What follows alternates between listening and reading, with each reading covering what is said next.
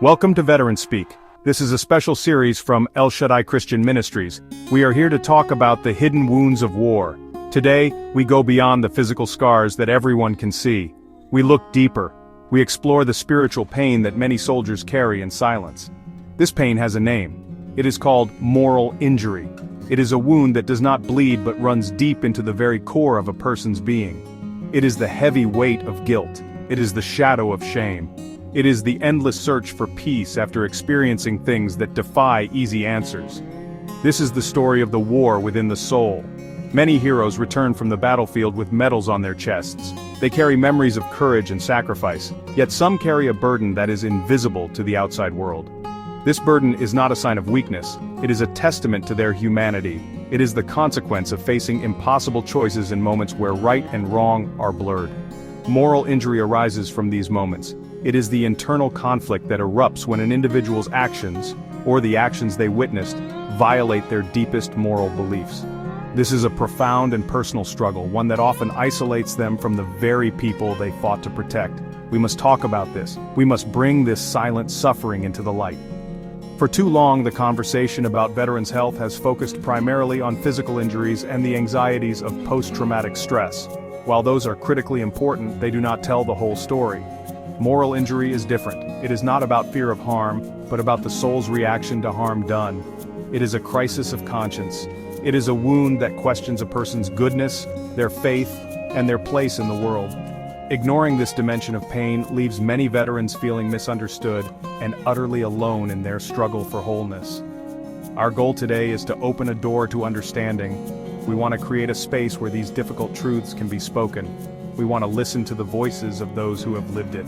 This is not just an academic discussion, it is a heartfelt exploration of what it means to carry the weight of war in your spirit. By naming this pain, we take the first step toward healing it. We affirm that those who struggle with moral injury are not broken beyond repair. They are human beings who have endured the unimaginable, and in sharing their journey, we can begin to see the path toward redemption and peace. This is not the same as the fear-based trauma of PTSD, which often revolves around a threat to one's life. Moral injury is a wound to the conscience. It is the soul's cry over a perceived transgression. It is the feeling of being stained by actions taken under the immense pressure of combat, leaving a mark that feels impossible to wash away. The world they return to often does not understand this struggle. Friends and family see a hero who has returned safely. They celebrate the physical survival, yet they may not see the spiritual turmoil raging inside. The veteran may feel unable to share the true weight of their experiences. How can you explain the moral complexity of a split-second decision to someone who has never faced it? This inability to connect creates a chasm. It leaves the veteran feeling disconnected, as if they are living behind a wall of glass, separate from the very world they fought to defend. The silence becomes a prison. This is why we must speak. We must bridge this gap in understanding. The pain of moral injury is real, and its effects are devastating. It can erode a person's identity, damage their ability to trust, and shatter their faith. It can lead to despair and a sense of worthlessness. But it is crucial to remember that this pain is not a life sentence. It is a wound. And like any wound, it can be treated. The healing process begins with acknowledging its existence. It starts with creating a community of support where veterans feel safe enough to share their stories without judgment and begin the long journey home to themselves. This war within is a deeply personal and isolating experience. A veteran may look in the mirror and see a stranger staring back. They see someone who has been part of events that contradict their fundamental values. The pride of service can become tangled with a profound sense of regret or shame. A soldier might say, "I did what I had to do to survive, to protect my unit." But then another voice, a quieter one, asks, "But was it right? Could I have done something different?" This internal questioning is the haunting echo of moral injury. It follows them from the front lines into their homes, their relationships, and their daily lives. The war does not always end when a soldier comes home. For many, a new battle begins. This battle is not fought on foreign soil with guns and artillery. It is fought in the quiet spaces of the mind and the heart. It is a conflict that replays memories not of danger, but of decisions. Throughout our discussion, we will hear directly from those who have walked this path. Their stories are not just tales of pain, they are testimonies of resilience and the enduring search for peace. They will share the impossible dilemmas they faced, and the soul-crushing regret that sometimes followed. These are not confessions of weakness. They are powerful expressions of a deeply human conscience grappling with the brutal realities of conflict. Their voices will guide us, helping us to see beyond the uniform and into the heart of the matter, the struggle to reconcile one's actions with one's soul. Ultimately, our exploration will lead us toward the promise of redemption. We believe that true healing begins when we confront the pain with honesty and grace. For people of faith, this journey is often intertwined with their relationship with God. It involves seeking forgiveness, not just from others, but from oneself and from a higher power. This series will explore how faith, prayer, and a supportive spiritual community can be powerful sources of healing. It is a message that no matter how deep the wound, there is always hope. There is a path to making peace with the past and reclaiming a future filled with purpose and light. This journey requires us to differentiate moral injury from other wounds of war. While it often coexists with PTSD, it is fundamentally different. PTSD is a disorder of fear and anxiety, a response to life-threatening events. Moral injury is a wound of the spirit, a response to a violation of one's core moral code. It is about what you did, what you failed to do, or what you witnessed. It is the heavy burden of guilt, shame, and a sense of betrayal, either by others or by oneself. Recognizing this distinction is the first and most critical step toward providing the right kind of support and care for our returning service members. Embarking on this conversation is an act of hope. It is a declaration that no one should have to fight their inner battles alone. In this series, we will walk alongside our veterans as they navigate the complex terrain of moral injury. Our purpose is not to offer simple solutions to profound problems. Instead, our goal is to foster a space of meditative reflection. We want to listen with compassion and learn from the experiences of those who have carried this weight.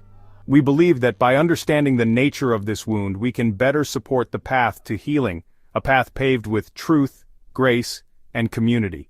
This spiritual wound is often born from the brutal realities of combat.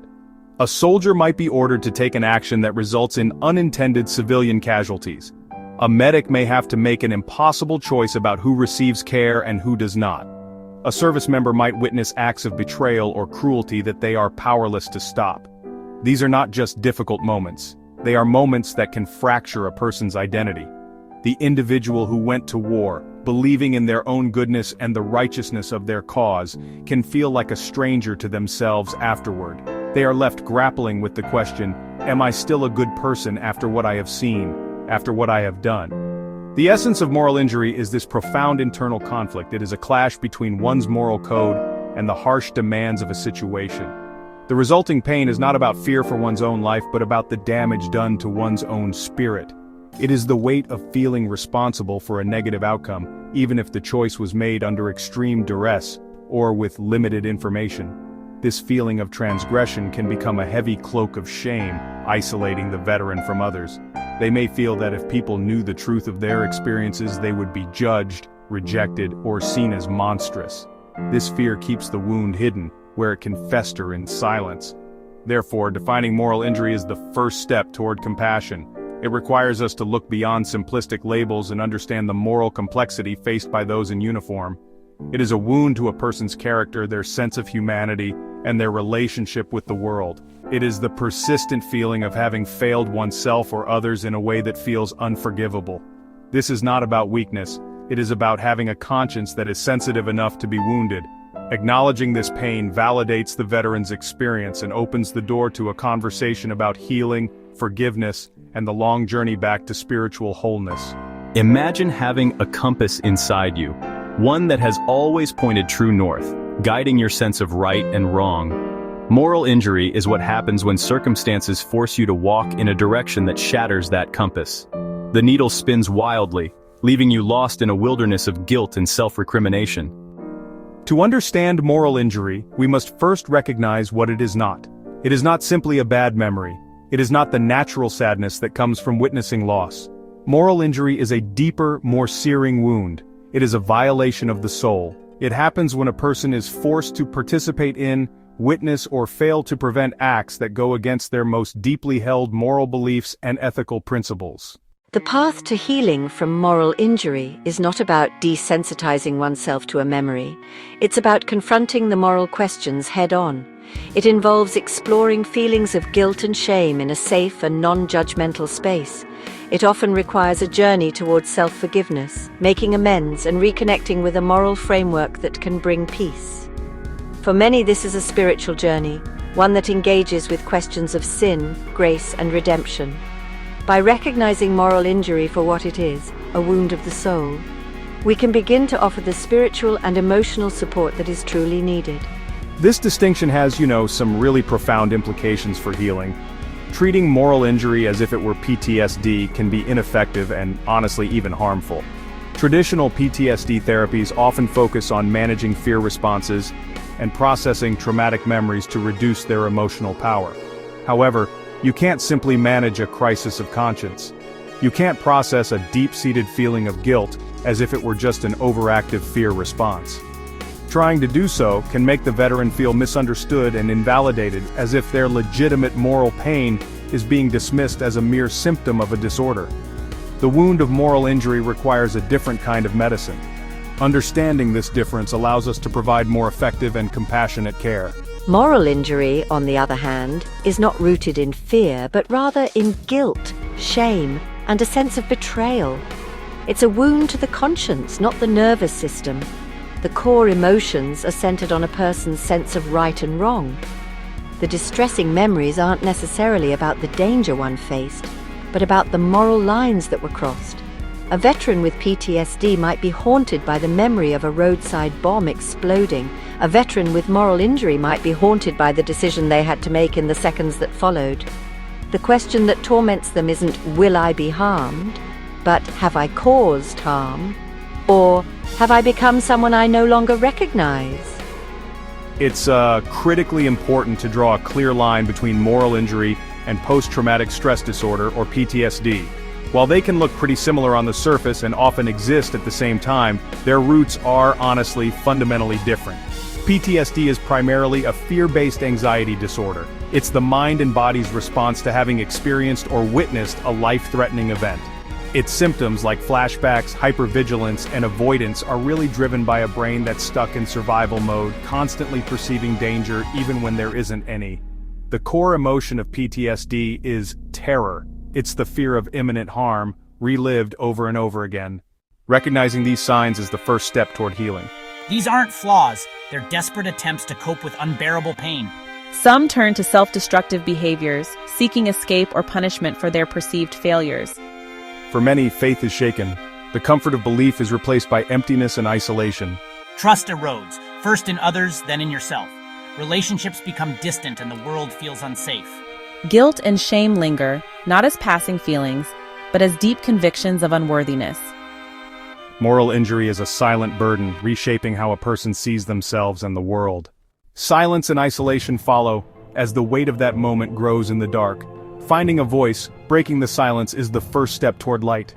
Logic says it was chaos, but my conscience won't let go. I feel I failed. The real injury isn't from being attacked, but from being the one who caused harm. I was trained to protect, but in that instant I became the threat. It's a stain on my soul. That memory isn't just a flashback, it's a constant presence, coloring every day. Michael, a Marine, recalls firing in the dark, only to realize he'd shot an unarmed teenager. For many veterans, war is defined by a single haunting moment. Betrayal by the very system you served can erode faith in everything you believed. The lines between duty and guilt blur, leaving the soul to navigate the wreckage alone. You tell yourself it wasn't your choice, but the nightmares are still yours. The guilt of obedience is a quiet torment, responsibility without control. Sarah, a former drone operator, followed commands that haunted her long after her shift ended. She did her job, but the aftermath left her feeling complicit and detached from her own humanity. Military discipline demands obedience, but what happens when orders clash with conscience? Healing begins with self-forgiveness and accepting our human limits. I felt like a fraud, unworthy of healing others. This silent burden becomes a barrier to joy and peace. The weight of omission erodes self-worth, making happiness feel undeserved. Self-blame grows from the heart's wish to have done more, even when it was impossible. James, a medic, saved lives but is haunted by the one he couldn't save. I made the right call, but all I remember is the face of the one I lost. Sometimes the deepest wounds come from what wasn't done. Healing requires a spiritual journey to rediscover worth and find a path back to grace. If anyone knew I'd be cast out, I feel like a different species. This wound severs connection to humanity, creating a sense of being irredeemable. Self-punishment follows, sabotaging happiness, pushing away love, believing you must pay forever. Memories replay until they define who you are, not just what happened. It whispers that I'm no longer good, that I'm unworthy of forgiveness or peace. For some, guilt becomes more than a feeling. It becomes identity. In that shared space, the veteran realizes they're not alone, and the walls of their prison begin to crumble. Speaking the truth of your experience out loud can be terrifying, but it's also liberating. It's like dragging the secret out of the darkness and into the light, where it finally starts to lose its power. Breaking this silence is one of the most courageous steps a veteran can take. It means finding a person or a community where you feel safe enough to be vulnerable. Maybe that's a trusted pastor, a chaplain, a therapist who really gets moral injury, or a support group of fellow veterans who can listen without flinching because they've got their own stories too. In an act of love and protection, they choose to carry the weight themselves, believing it's their duty to shield others from the darkness they have witnessed. While noble in its intention, this act only deepens their own wound. By protecting others from their pain, they deny themselves the opportunity to be seen, to be heard, and to be held in their suffering, which, honestly, is a critical part of any healing journey. The silence is also fed by this misplaced sense of protecting others. A lot of us feel that sharing the gruesome or morally ambiguous details of our service would just be a burden on our family and friends. We don't want to tarnish the peaceful lives of our loved ones with the ugliness of war. The silence becomes a wall, separating me from the very human connection that's so essential for healing. I'm present in body, but my spirit feels trapped in a solitary confinement of my own making, reliving the past over and over. This self-imposed isolation creates a profound sense of loneliness. Even when surrounded by people who love them, the veteran feels like an outsider, a keeper of a terrible secret. They might put on a mask of normalcy, going through the motions of daily life, but inside, they're screaming. This disconnect between their inner turmoil and their outer performance is just exhausting.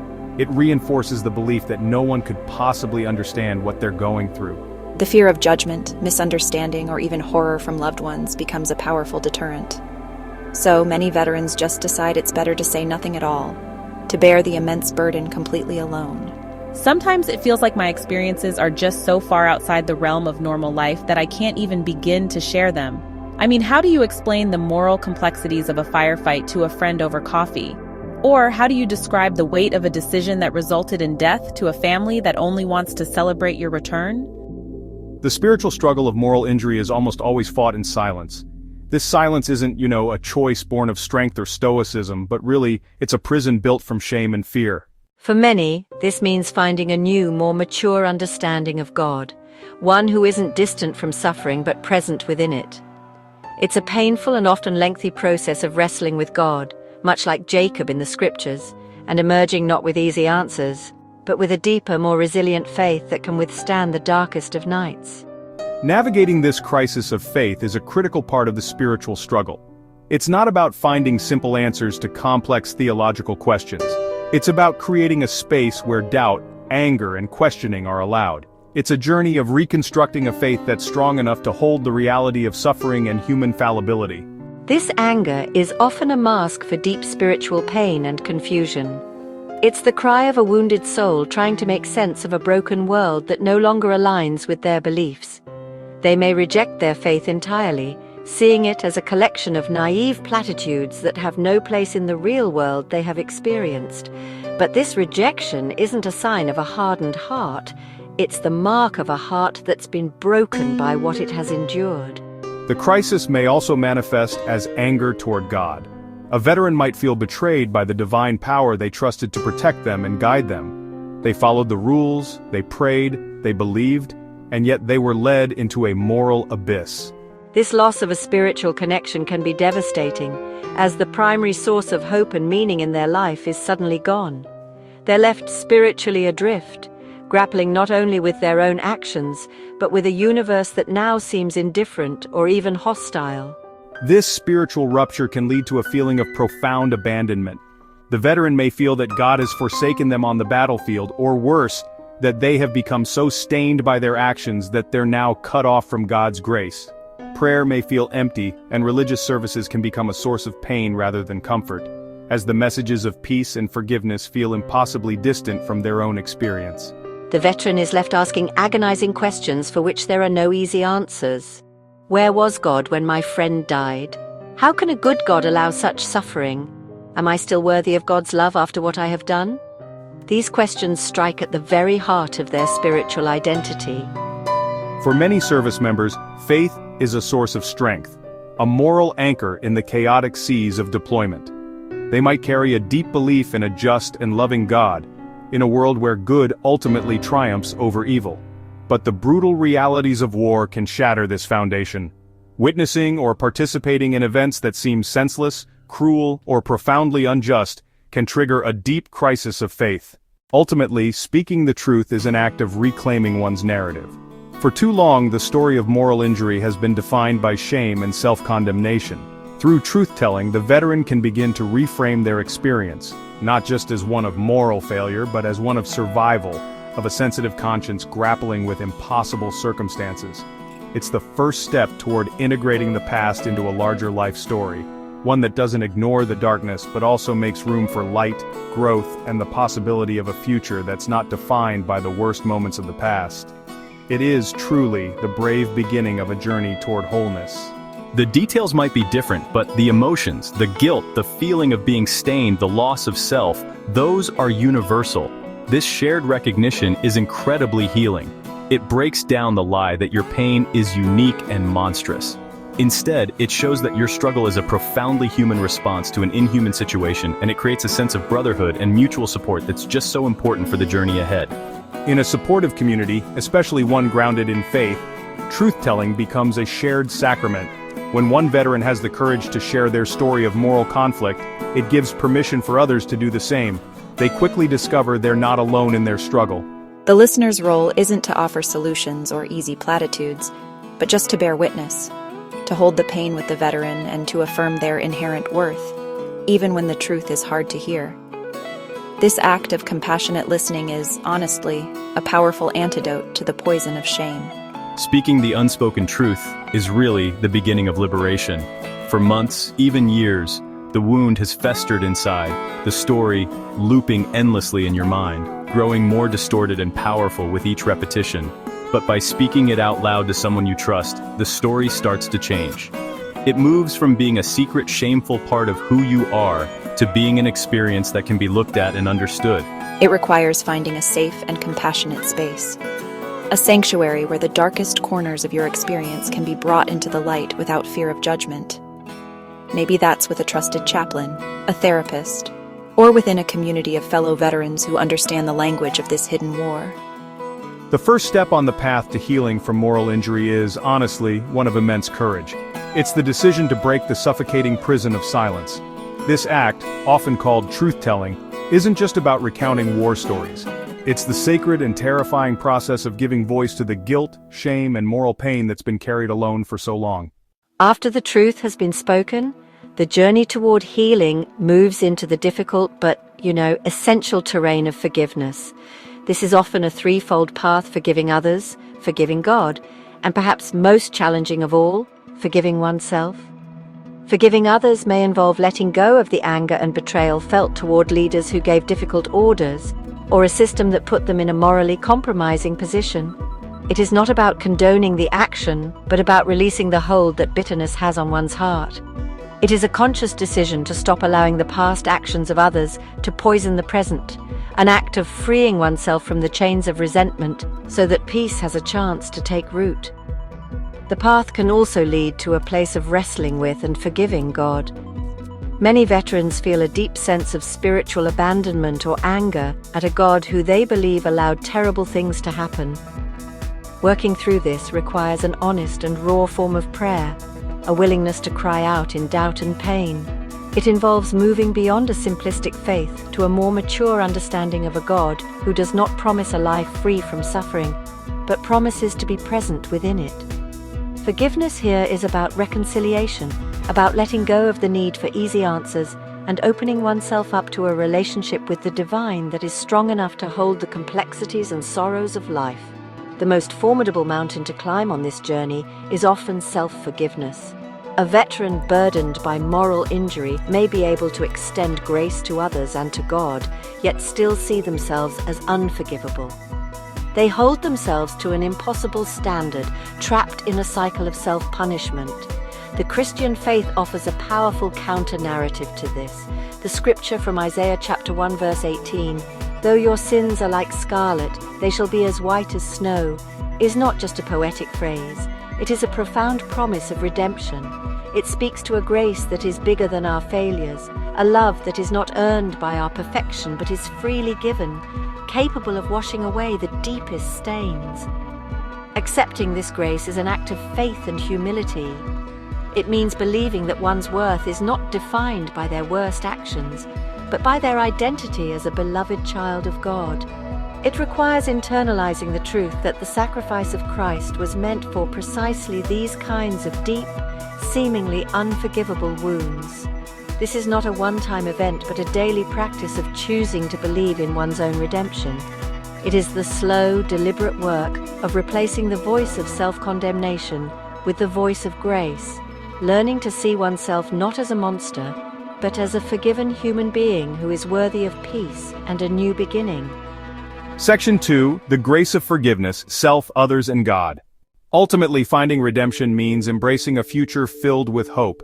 It is the understanding that the past does not have to dictate the future. The journey through moral injury is long and arduous, but it leads to a place of profound wisdom, compassion, and strength. The veteran who walks this path emerges not unscathed, but transformed. They carry their scars not as a mark of shame but as a testament to the battle they have fought and won within their own soul. They stand as living proof that healing is possible, that grace is real, and that even after the darkest of nights, the sun will rise again. Each act of kindness, each moment of helping another, serves to rewrite their identity from one defined by harm to one defined by healing and service. Part of this rebuilding process includes engaging in acts of service, or what some call making amends. This is not about trying to earn forgiveness, which is a free gift of grace, but about living out one's gratitude for that gift. A veteran might volunteer in their community, mentor young people, or become an advocate for mental and spiritual health. These positive actions help to counterbalance the moral weight of the past. They are tangible proof that the veteran's life can still be a source of good in the world. This new mission is often deeply intertwined with a reconstructed faith.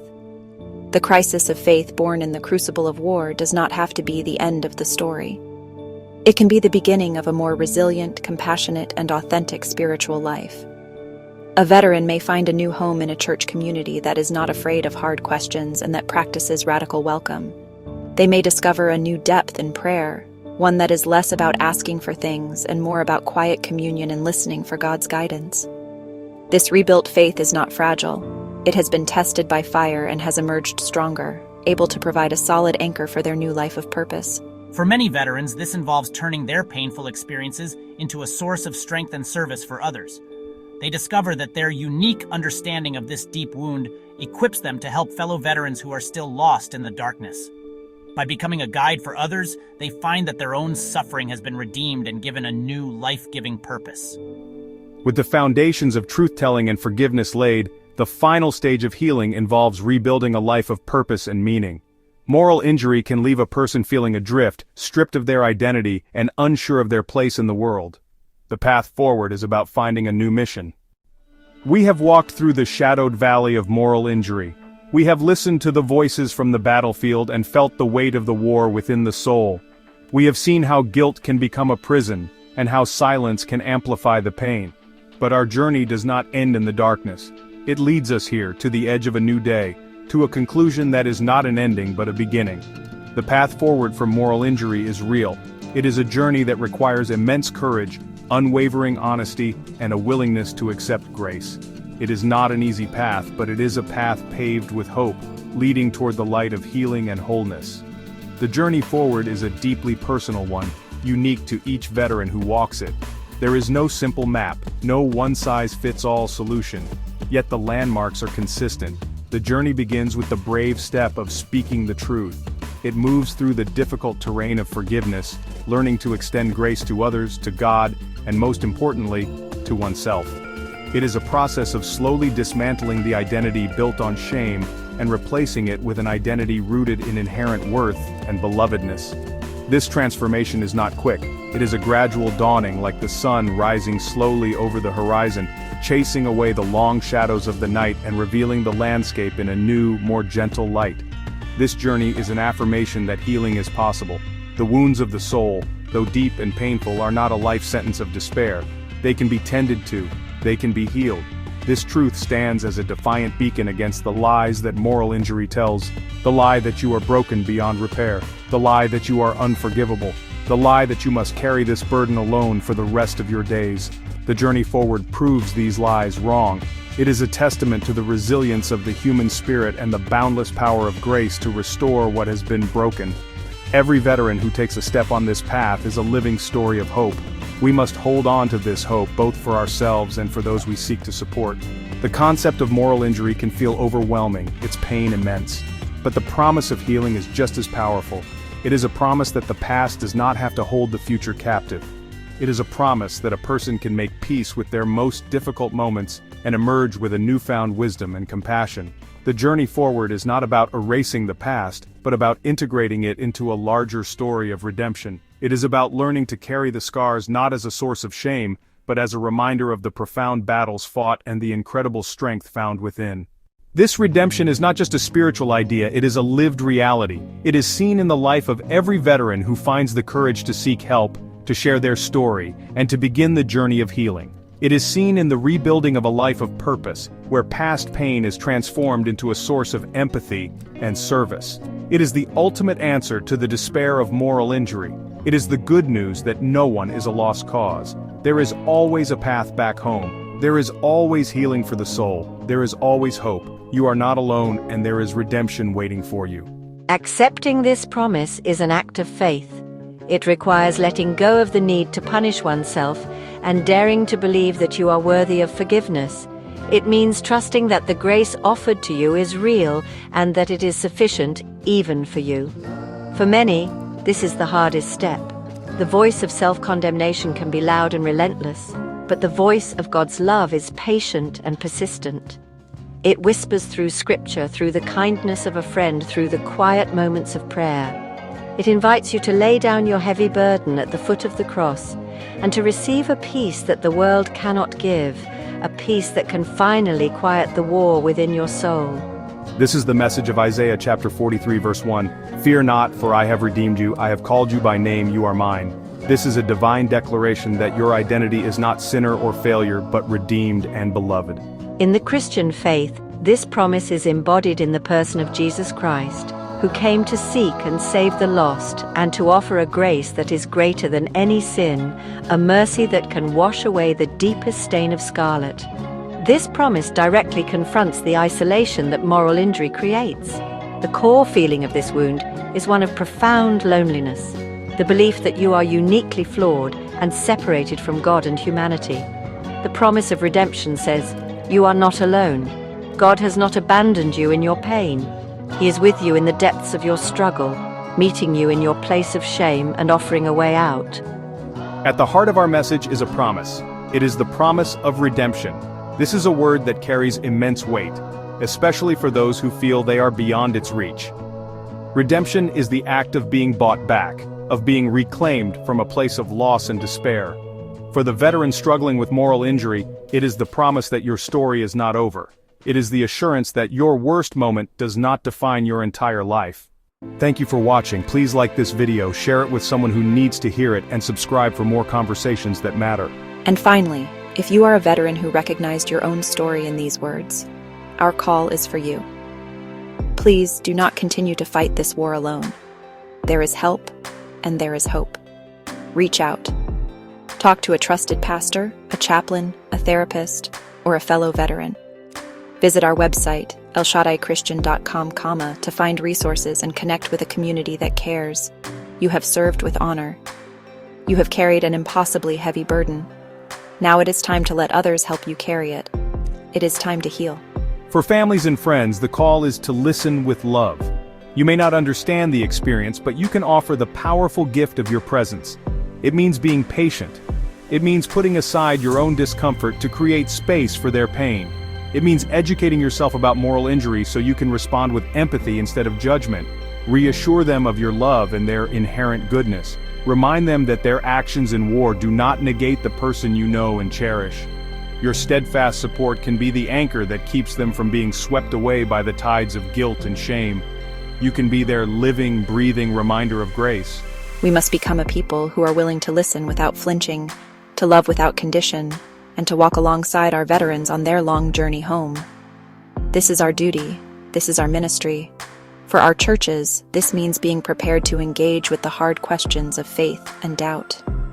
It means moving beyond simple platitudes and offering a theology that is robust enough to handle the brutal realities of war. We must train our pastors, chaplains, and lay leaders to understand the unique contours of moral injury. We must create support groups and ministries specifically designed for veterans, where they can connect with peers who understand their language and their pain. Our sanctuaries should be true sanctuaries, places of refuge where the wounded can find spiritual first aid and the unwavering grace of God made manifest through His people. Our exploration of moral injury ends with a call. It is a call to action for all of us. For churches, for families, for friends, and for every individual who knows and loves a veteran. The war within the soul cannot be won alone. Healing happens in community. It is our sacred responsibility to create safe, compassionate, and non-judgmental spaces where our warriors can lay down their burdens and find the support they need to heal.